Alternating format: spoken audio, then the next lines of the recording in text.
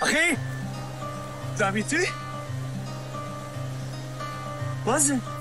חלון פתוח, תבוא ברוח, תלטף אותה עסקו.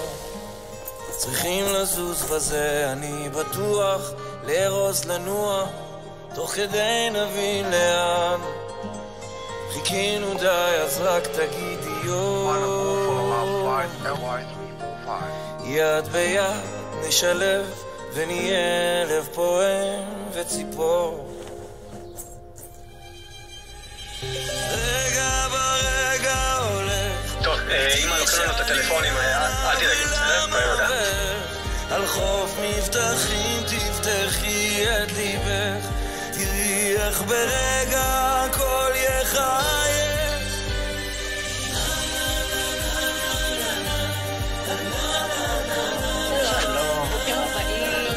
To all our soldiers, on behalf of the crew and Erev, we are indebted to you. To our passengers and friends around the world, thank you for your love, contributions, and support. פתוח, לארוז לנוע, תוך כדי נבין לאן. Fly the flag. El Al. It's more than an airline. It's Israel.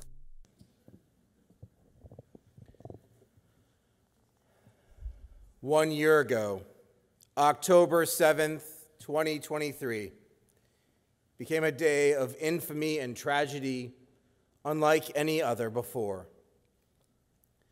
That viral El Al ad of the soldiers rushing to come home from all around the world captures how we felt in the aftermath. We have been running literally and figuratively since October 7th to the aid of the victims from that horrific day, to support our Israeli brothers and sisters, and to respond to the wave of anti-Semitism and hatred towards Jews that has mushroomed globally. Our hearts and minds glued to the news, absorbing every story about Israel, the hostages, war in Gaza, missiles from Lebanon, threats of war with Iran, now missiles from Iran, and an existential threat to the Jewish state and the Jewish people, unlike any that we have seen in generations. Our response to October 7th has been truly astonishing and beautiful, unifying and uplifting for the Jewish community, yet it has taken a toll. Though we live thousands of miles away, October 7th and its aftershocks impacted every one of us deeper than we may have realized. We are not okay. I want to name what we are feeling. Therapists use a term, vicarious trauma, a negative reaction after being exposed to the trauma of others, which can have the same harmful effects on mental health as experiencing a trauma directly. It can occur, they say, when someone empathetically engages with survivors of trauma, or when they're repeatedly exposed to traumatic stories and experiences over and over again. We are victims of vicarious trauma. And we spent our last year, friends, in grieving, experiencing the steps famously identified by Elizabeth Kubler-Ross: denial, anger, bargaining, depression, and acceptance. As our year of mourning ends, we begin to wonder, where do we go from here? Grief expert David Kessler, a student of Kubler-Ross, wrote a book entitled Finding Meaning after the heartbreaking death of his own son. Kessler identifies that there is one more stage of mourning beyond the work of his mentor, Kubler-Ross. He calls it simply meaning, a healing stage where we strive to commemorate. Although meaning cannot remove our pain, meaning cannot replace what has been taken, we seek at that stage to learn, grow, and effect change in order to keep alive some small part of what we have lost. And it is in a time of loss like this that we ground ourselves in our tradition. 3 touchstones from our High Holy Day from our High Holy Liturgy guide us from one year to the next. Teshuvah, which means repentance, tefillah, which is prayer, and tzedakah. Exploring these concepts, we will find a way to understand what has been happening to us on this journey and find meaning for ourselves. October 7th turned upside down the lives of so many, leaving them just simply shattered. Families of those who were killed or taken hostage, entire communities displaced, still to this day, forced to move to safe areas of the country, an unstable Israeli economy that left so many without work, the looming threat of further instability as hundreds of thousands have been called into military service, leaving behind their families, their work, and their lives. And so we rallied as a community to perform remarkable acts of tzedakah in response to what was happening. A few weeks after October 7th, our congregation sent nearly 24 gigantic duffels full of supplies donated by members of our congregation. In the months that followed, members repeatedly stepped forward, asking how they could contribute to the assistance of Israel. Individually, I know they connected with Jewish National Fund, Hadassah, United Hatzolah, Magen David Adom, and so many other organizations helping those in need. In the spring, our congregation donated the mobile kitchen through our partners at the Emergency Volunteers Project, providing meals and comfort to soldiers and displaced families. We gave of our time as well, with multiple trips to bring solidarity and hope to the people of Israel. I traveled with a group of rabbis from South Florida as one of the first missions in November. And when I got to the airport, by the way, they didn't believe that I was the rabbi of Temple Shalom because Rabbi Boxman's husband had been there the week before with the duffels. And they thought Rabbi Boxman was the only rabbi at Temple Shalom. But they were so impressed that not one but 2 rabbis from Temple Shalom were so passionate about getting help to Israel. Rabbi Boxman herself went on a similar mission in December. And later, Temple Shalom sent 2 groups to work in partnership with the Emergency Volunteers Project, where they interacted with a number of Israelis, prepared meals for IDF soldiers on trucks like the one we donated, and visited with families in Hostage Square. Each trip hand-delivered hundreds of notes of hope written by our members to those in Israel. Every one of our visits was received with immense gratitude. Israelis were moved, so much so by American Jews who were dedicated enough to visit in war. They could not thank us enough for remembering them at a time when it felt like the world had forgotten. Those acts of tzedakah brought balance and helped stabilize not only Israelis but our own hearts during those painful first months.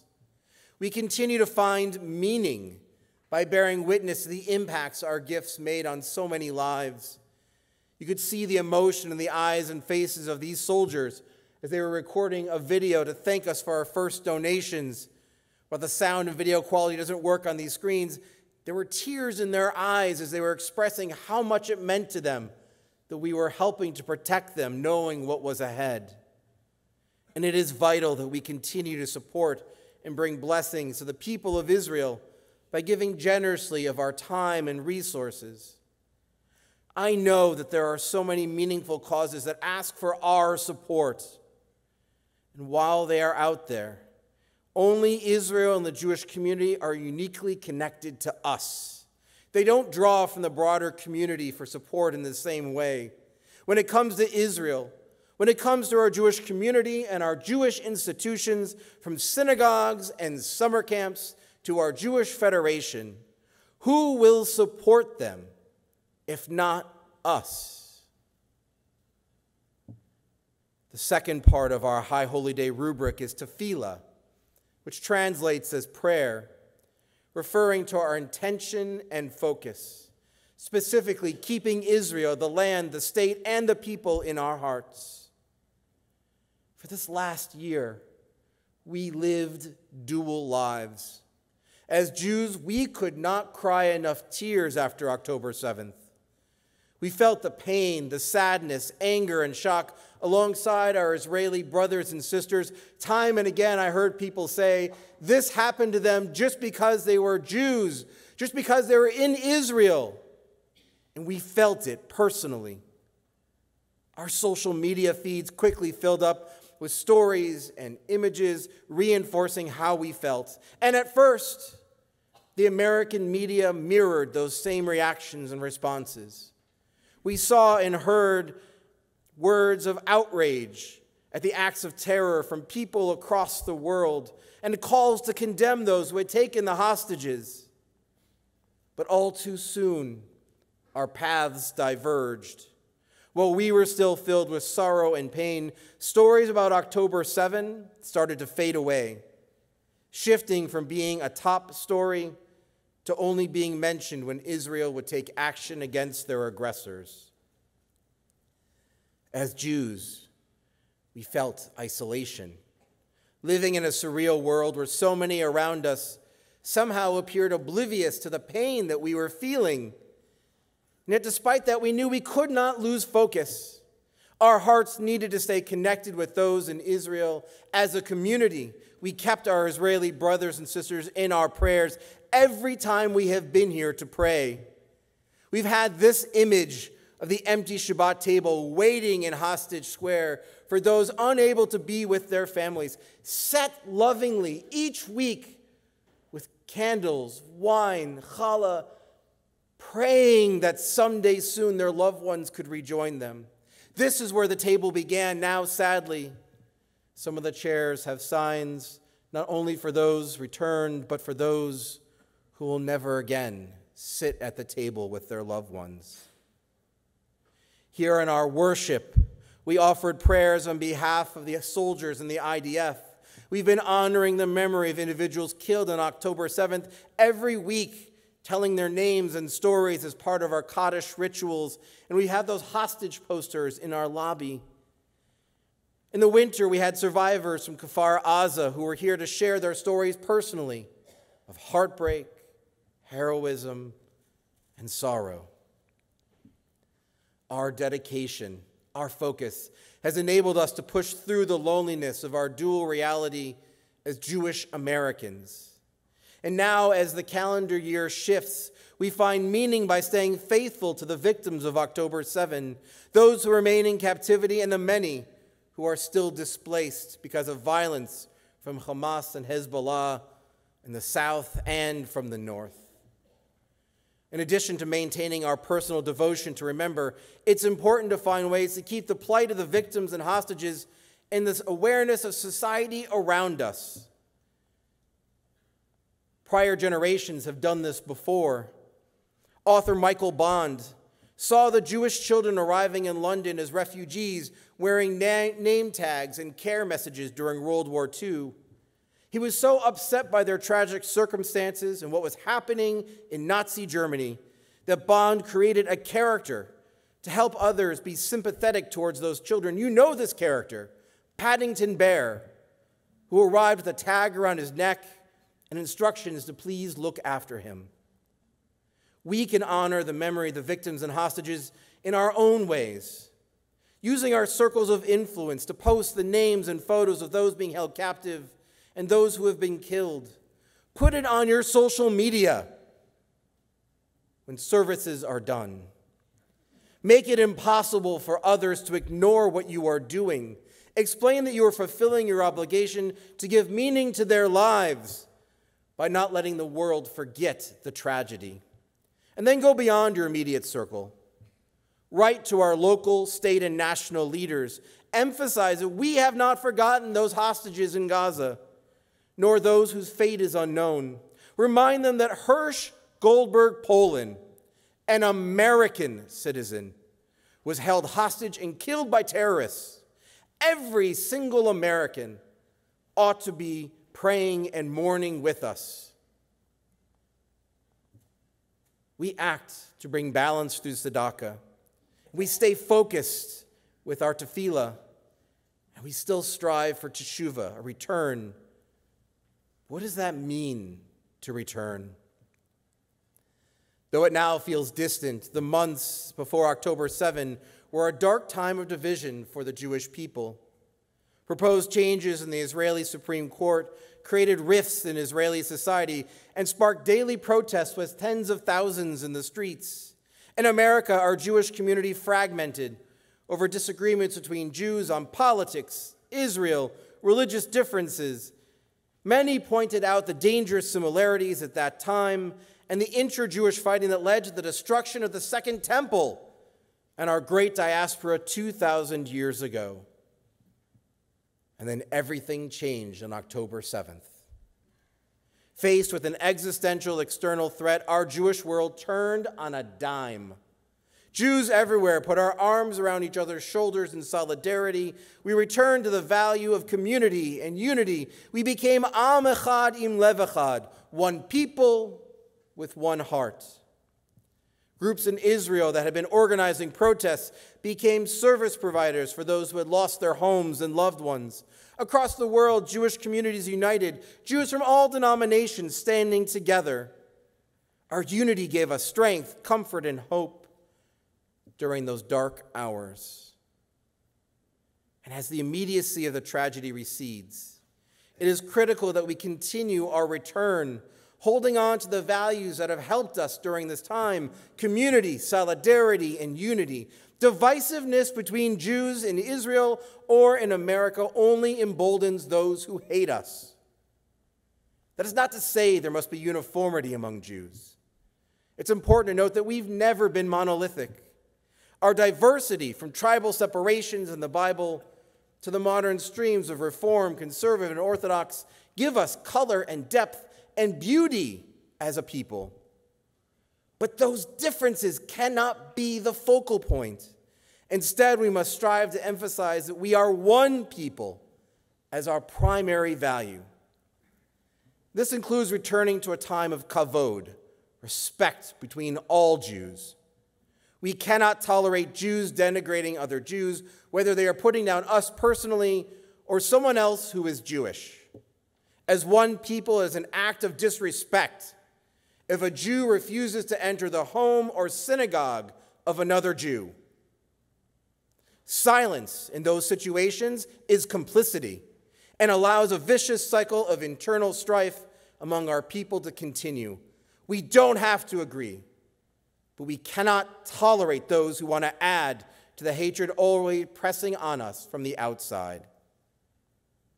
Speaking of those outside forces, I know that our trauma from October 7th was heightened by the rise of anti-Semitism.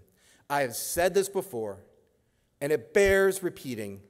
Anti-Semitism is not a Jewish problem for us to solve alone. Anti-Semitism is a plague that causes non-Jews to blindly hate, and we as Jews are the victims of that hate. Anti-Semitism cannot be stopped only by talking to the Jewish community, any more than one could stop crime only by working with the victims.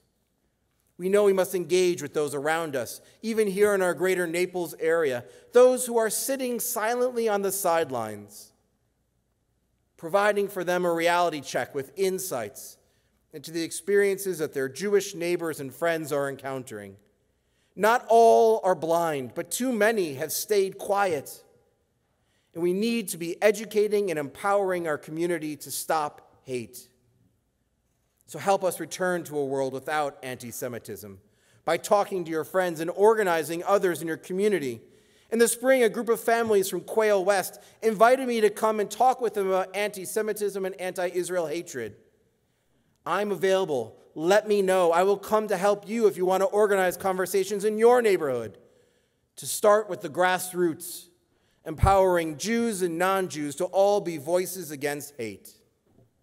And all are invited to attend our Kulanu program on October 27th, when members of our congregation who have worked with the Anti-Defamation League will be leading a program to engage our members around the topic of anti-Semitism, its sources and our experiences, and discussing what next steps we can take to make others our partners in stopping hatred toward Jews. Tefillah, tzedakah, teshuva, they have carried us through this time, and they will help us reach that stage of meaning. The next step on our way to meaning is on October 7th itself, less than a week from now, when our Jewish community will gather to commemorate that tragedy. That morning, Dr. Arlene Klein will offer a session for those who want to process our communal sense of loss. Following that in the morning will be a reading here at Temple Shalom of the 1,200 names of those killed on that day. Those who come in the morning will have the opportunity to read some of those names, to light candles in their memories, and to write reflections. At night, our Jewish Federation has organized a community service which will also be held here at Temple Shalom. We want to see as many of our members there as possible. Clergy and leaders from across the Jewish community will gather here to pray, remember, and honor those whose lives were taken. I know that our tears on that day will be powerful and painful as they mark the end of our first year of mourning and start our next phase as a people.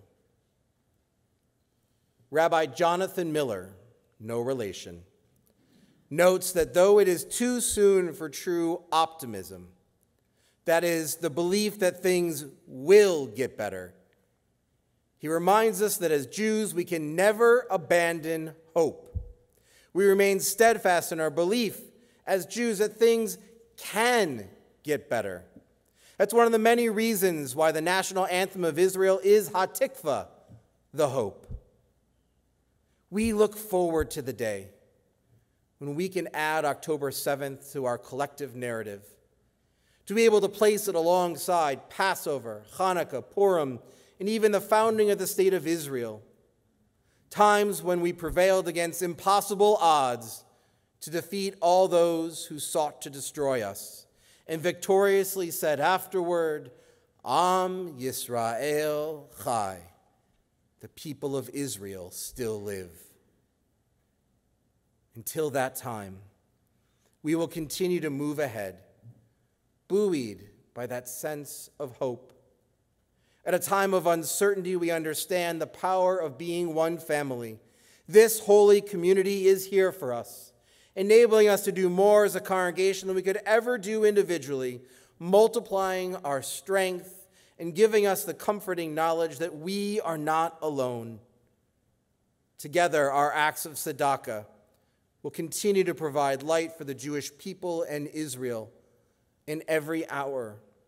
Together, we will never forget those who have suffered, as well as those who remain in captivity. And together, we will continue our return to the values of community, solidarity, and unity that moved us into action, rushing as one to the aid of Israel from wherever we were, moving as one to help the Jewish people. Kol ha'ulam kulo gesher tsar me'od. The whole world may feel like a narrow bridge, but together we are not alone, and together we will not be afraid as we find meaning after our year of mourning. Ken Yehi Ratzon. May it be God's will.